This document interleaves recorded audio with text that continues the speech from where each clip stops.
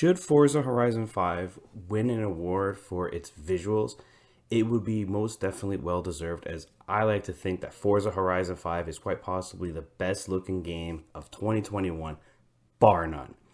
What's up, guys? Veteran Gamer here.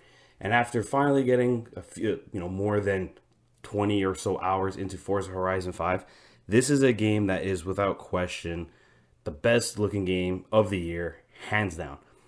My PC running with a 10700K and a 3080 Ti, I was able to run the game at max settings, and this game is flat out gorgeous. I mean, right from the get-go, right when you fire up the game, right from the game's opening screen, before you even press start game, the game is just jaw-dropping. Then you get to the opening segment of the game, and well, it only continues from there. On PC particularly, this game is actually optimized really, really well.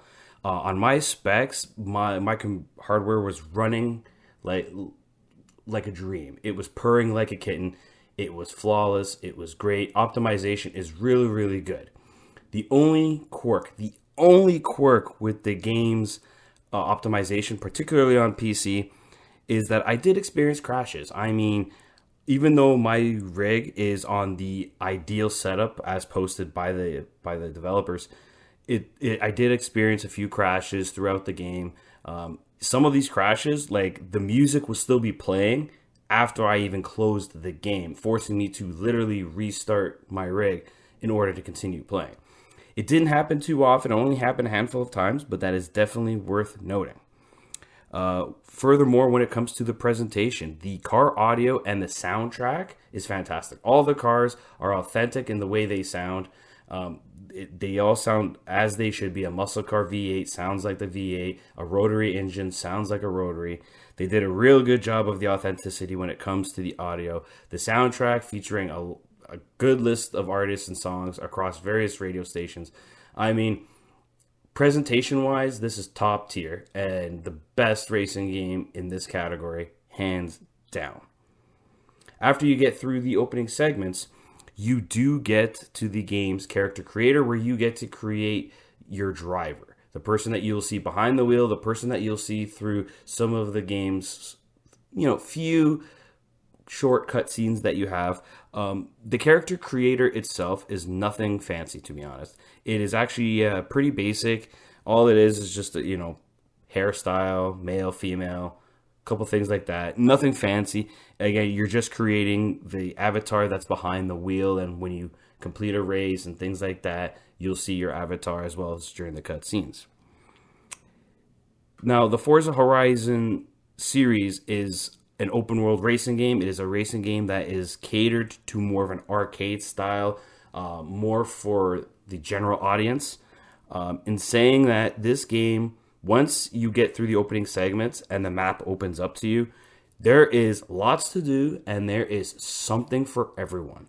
I mean, if you are someone who enjoys off-road racing and that's all you care about, by all means, you can do that exclusively. Personally, I prefer street races and road races, so I primarily focused on that. And the good news is regardless of what you do in this game, you progress no matter what. Everything adds to your progression, so you're not locked into playing a certain way if you don't want to. Now, as you play through the game, you do have these adventures. Now, in order to unlock adventures, you have to earn enough accolades to unlock the next adventure. These adventures are basically your main campaign. This is where you'll see small cutscenes, and the game has like a mild story. It's very, very mild.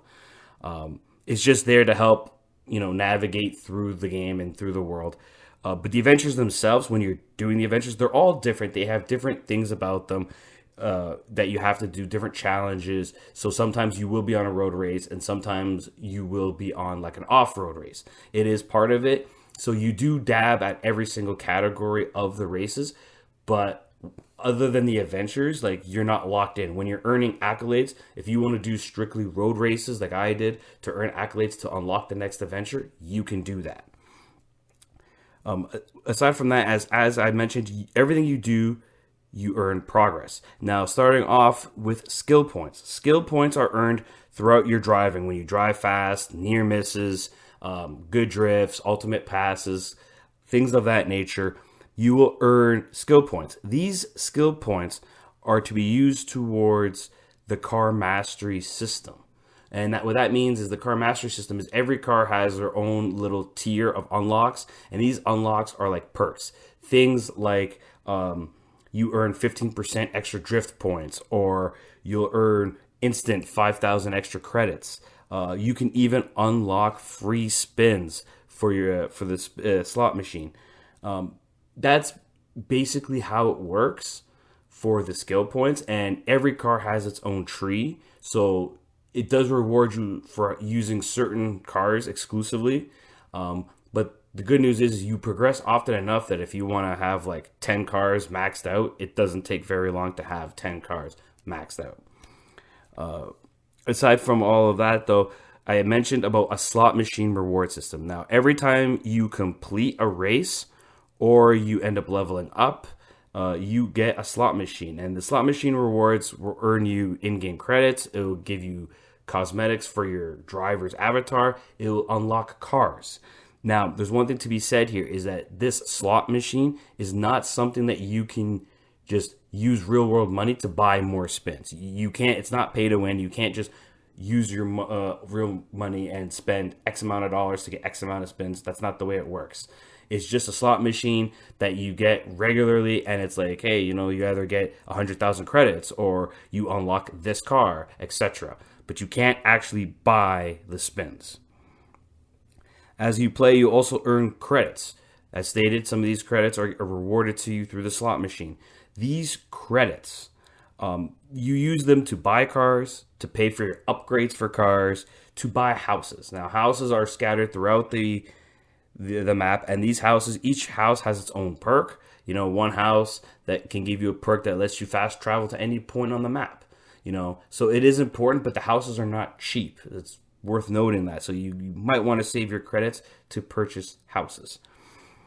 In saying that, this is a car game after all, and I am pleased to say that this game literally has limitless customization. Not only does the game ship with something like 400 to 500 cars, and yes, there are some wacky cars like the Halo Warthog, which is fantastic, but the customization is on the same level as Forza Motorsports.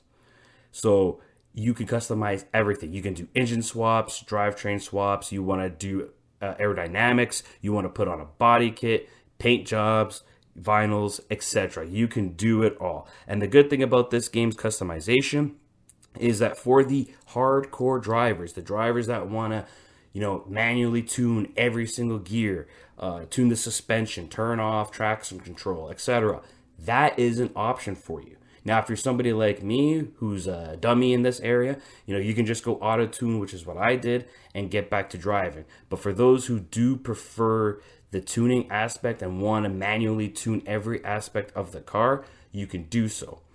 Furthermore, what you can also do is if you want to make a career within the game of tuning cars, putting them up for auction, and then selling them off, you can do that as well. You can even design a cosmetic look for your car, like a branding of a brand, so that everyone who buys your car will know, hey, I got it from this person tuned the car. You can do that as well in this game.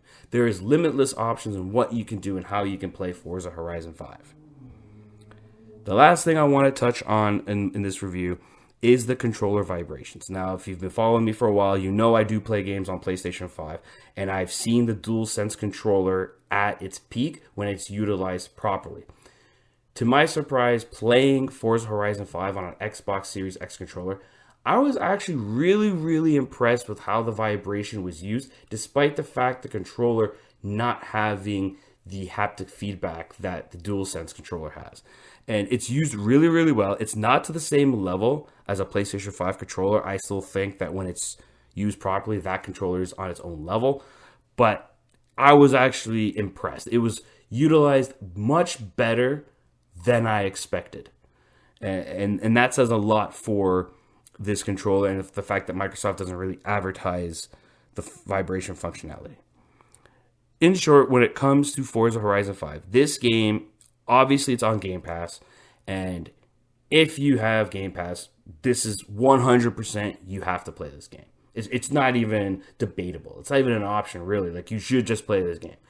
If you are not a racing fan, I still recommend trying this game because this game has everything. I am not a racing fan personally. I do like cars. I do like to drive. So personally, I'm a casual. I come and go when it comes to racing games. I'll play it for a bit, disappear, come back, etc. And this game has something for everyone. And that's the best part about this game. No matter what kind of a player you are, no matter how much you enjoy racing games, there's something to enjoy in this game. And that speaks to the quality of the game and how well it was made. And a credit to the developers for nailing the product the way it is. This is one, without question, probably one of the best games in 2021. Period. One of the best. And quite frankly, I don't know if it's going to go this way, but it should be nominated for Game of the Year. That's how good Forza Horizon 5 is. It is really, really good and a polished product, and kudos to the developers. It's an amazing product for anyone to enjoy. Personally, I'm giving Forza Horizon 5 a 9.5 out of 10. This is a can't miss title. This is Veteran Gamer, and I hope to see you guys next time.